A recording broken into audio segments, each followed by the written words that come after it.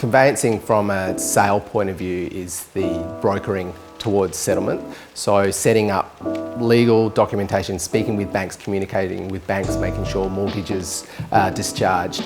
I guess that framework and those parameters that lead to a settlement are vital in terms of making sure that they're done correctly is vital, and making sure that they hit that settlement date. So that communication with all of those third parties and also the agent is absolutely paramount in terms of making sure that everything goes smoothly. We step in once the contract is signed or nearing execution, like right at the end of that sales process, and then we work with the purchaser or vendor to navigate right through to settlement. So settlement is the legal transaction, the legal transition of the title of the ownership. So from the signing of the contract through to settlement, there's quite a lot to get through, which could be building inspections, it could be finance, it could be encumbrances, caveats, there could be a death. You know, there's lots of different things. So it's navigating that process and working with all of the parties, whether it be a broker, a financier, another lawyer, agent, to get it through to the end. So if you have a great conveyancer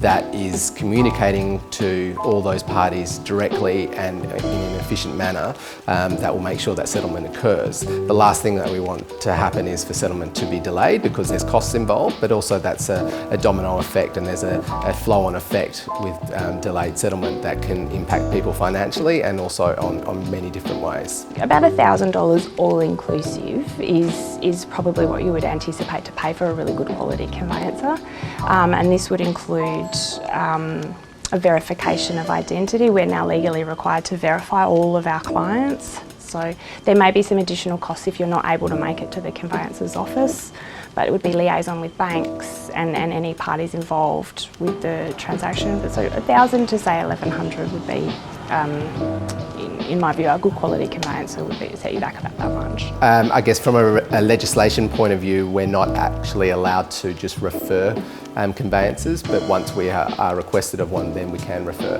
conveyancers to either purchasers or vendors. That relationship is obviously very critical in making sure that legal documentation is set up correctly and the timing of those legal documentation is served and ready to go for settlement. Relationships are really, really important, as is trust. So a lot of the process in conveyancing happens behind the scenes.